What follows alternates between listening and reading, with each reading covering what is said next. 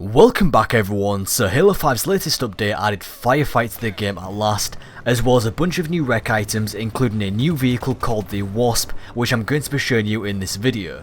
So the Wasp is a flying UNSC vehicle, so at last 343 have finally added a flying UNSC vehicle to the game, and as I'm sure most of you will be able to tell if you've been playing since Halo 3, the Wasp is essentially a spiritual successor to the Hornet. Now, the Wasp is only a rec level 3 vehicle. Right trigger fires the turret, left trigger fires missiles. At first the low rec cost was quite concerning because typically a low rec level means the vehicle or weapon isn't going to be very powerful. However, in this case, the Wasp is actually quite effective if you can learn how to use it properly. Now, the vehicle itself isn't very agile and doesn't really offer any sort of speed boosts, but the slim design of the vehicle can make it a little bit more difficult to hit. You can also take advantage of the vertical movements using the left and right bumper to hover up and down, which can come in really handy for getting out of the enemy's line of sight. So usually the lower to the ground you are, the more difficult it will be for the enemy to hit the underside of the vehicle. And with the vehicle being so slim, it can be a bit more difficult to shoot it head on. Similar to the Phaeton, you can't really shoot the weak spot on the Phaeton unless you've got a clear shot on the underside of its body.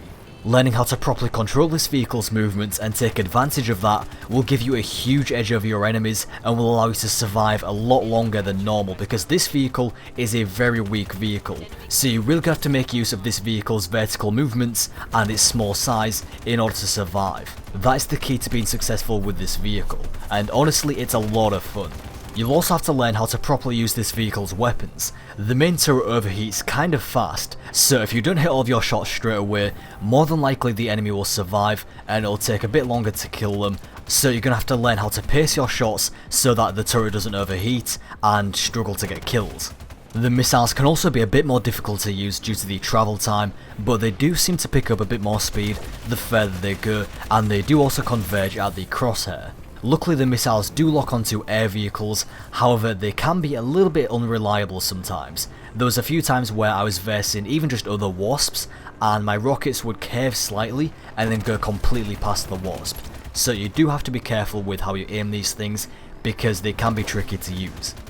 Overall though, this is an extremely fun vehicle. Honestly, this is probably my favourite vehicle in the game so far. It's just so much fun flying this thing, just how fast this thing can go sometimes if you can pick up enough speed, and it's one of those things that once you learn how to properly control and learn how to use, it can be very rewarding. So that is it for this video. I'm gonna let the gameplay roll. I hope you enjoyed this video, thank you very much for watching, and I'll talk to you next time.